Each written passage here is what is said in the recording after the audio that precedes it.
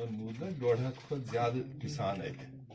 यह लिखित एक मुट्ठी शहीदों के नाम किसान आंदोलन में मारे।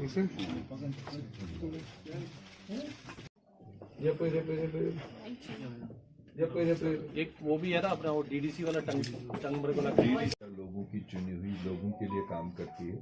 उसमें जो सबसे बड़ा सेक्टर हमारा किसानों का है, अन्नदाताओं का है। तो उनकी जो डिमांड है कि जो उनके बारे में कानून पास किए वो उनके, और उसके बारे में आपको यूथ कांग्रेस प्रेसिडेंट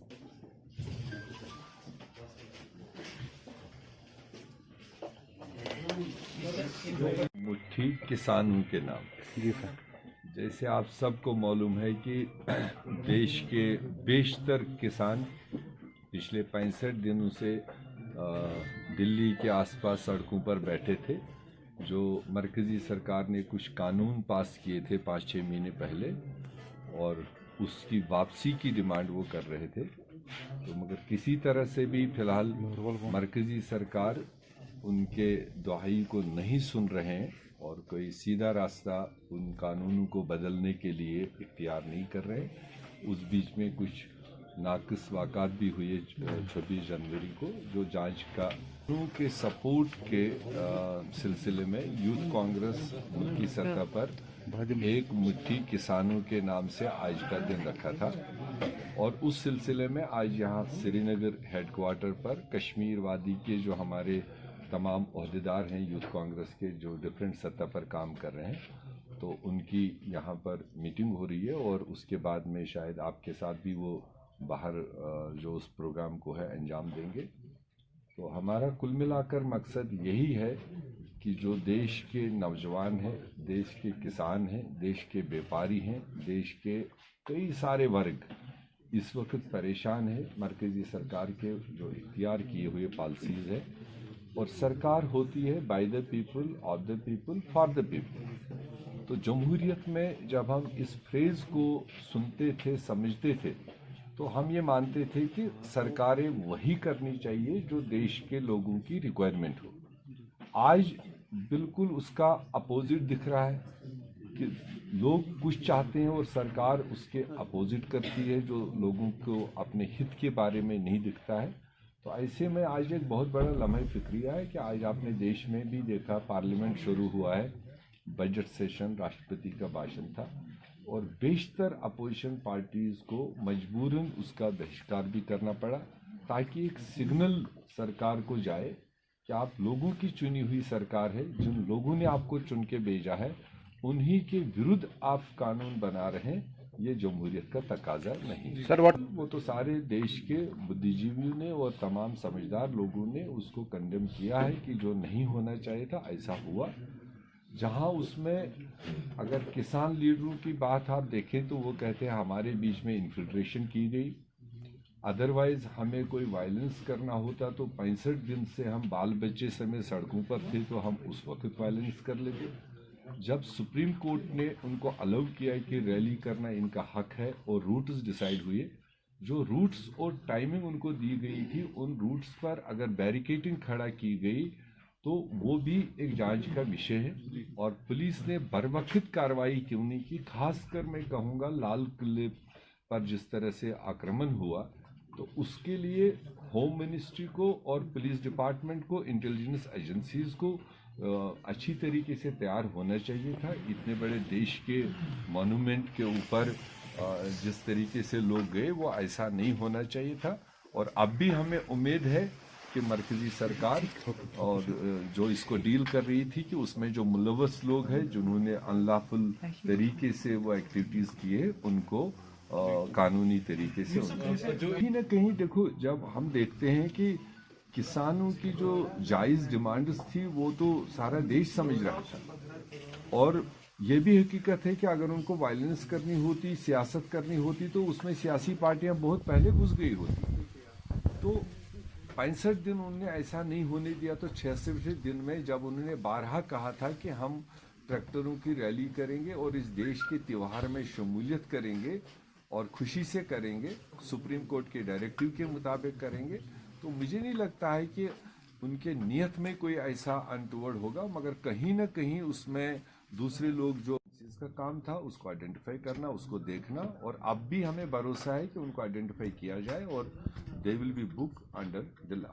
सर अब देखिए, वो तो देश की सरकार जहां फेलियर होती है तो वहां पर कहीं ना कहीं फिर अपोजिशन पर अपनी सुई घुमाती है। जो जिम्मेदारी सरकारों पर है वो सरकारों को देखना चाहिए। इंडिविजुअल्स इसमें मुझे नहीं लगता है इतना ज़्यादा मायने रखते हैं। अगर किसी ने कोई दूसरी राय भी रखी होगी तो सरकार को पहले बुनियादी तौर पर देश के 130 करोड़ लोगों को जवाब देना चाहिए कि ऐसा अनटूवर्ड हुआ क्यों, जो उनकी जिम्मेदारी संभालने की थी। सर ये अपनी जिम्मेदारी को सर लास्ट नहीं, अभी डीडीसी चेयरपर्सन का जो रिजर्वेशन का इन्होंने मामला खुद ही कंफ्यूज कर दिया।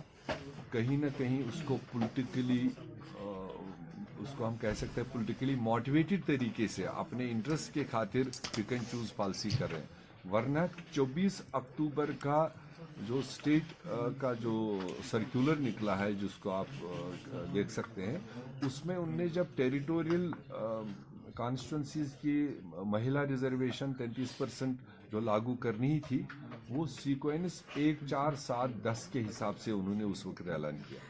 और उसी सर्कुलर में ये है कि जिला चेयरमैनों के लिए भी इसी सीक्वेंस के हिसाब से महिला रिजर्वेशन होगी 1, 4, 7, 10।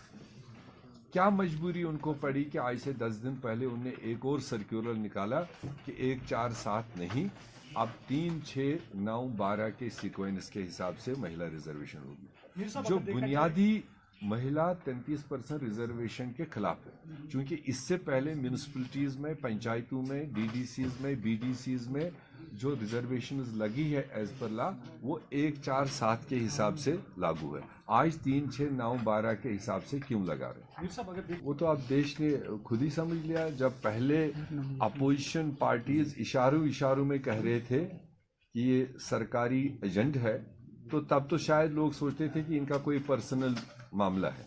मगर अब चूंकि एजेंसीज ने वो साफ कर दिया, चाहे वो पुलवामा इंसिडेंट हुआ उसके बाद उसका रद्द-ए-अमल क्या रहा, चाहे वो बालाकोट का सर्जिकल स्ट्राइक हुआ उसके आगे पीछे उसका क्या व्हाट्सएप चैट हुआ है, कहाँ से उसको लीकेज मिला, उसमें ऑलरेडी कांग्रेस पार्टी ने सवाल खड़े किए हैं कि अगर बालाकोट स्ट्राइक हुई, ये 5 लोगों के दरमियान का मामला था, prime minister, home minister, defence minister और आपका एनएसए और ये जो एयरफोर्स का चीफ होता है।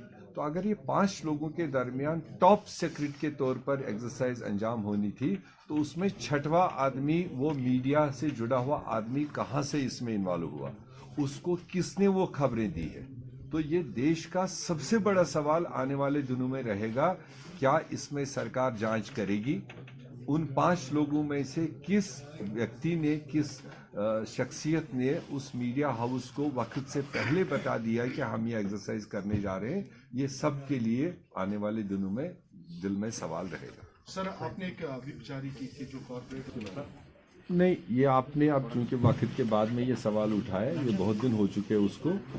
एक उनको प्रोटेक्शन देने के लिए उसमें भी 24 घंटे पहले एक अमेंडमेंट लाई गई थी कि अगर कोई पार्टी कोई उसमें से सुप्लीट होता है और रिक्वायर्ड ग्रुप नहीं होगी, तो अगर हम कांग्रेस पार्टी का देखेंगे, हमारे 16 मेंबर कॉरपोरेशन में थे, तो 16 में से 12 लोग अगर एक ग्रुप बना के अलग होते तो उन पर व्हिप नहीं होती थी।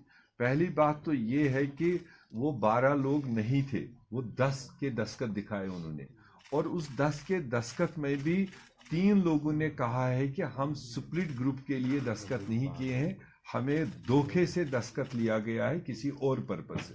तो therefore matter is with the chief election commissioner, और वहाँ पर उन्होंने जो दायर हमारे चीफ विप ने वहाँ नोटिस दी है, अर्जी दी है, उस पर उनने नोटिस इशू किए उन इंडिविजुअल्स को।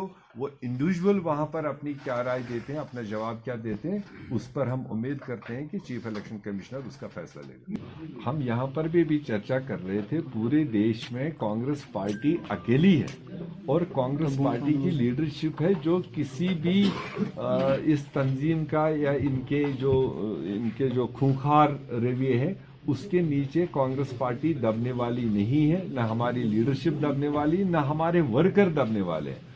और पार्टियों का तो मैं नहीं कह सकता हूं कि उनके अलाइड विंग्स के साथ उनके गलत पॉलिसीज को कांग्रेस पार्टी किसी भी हालत में बर्दाश्त नहीं करेगी।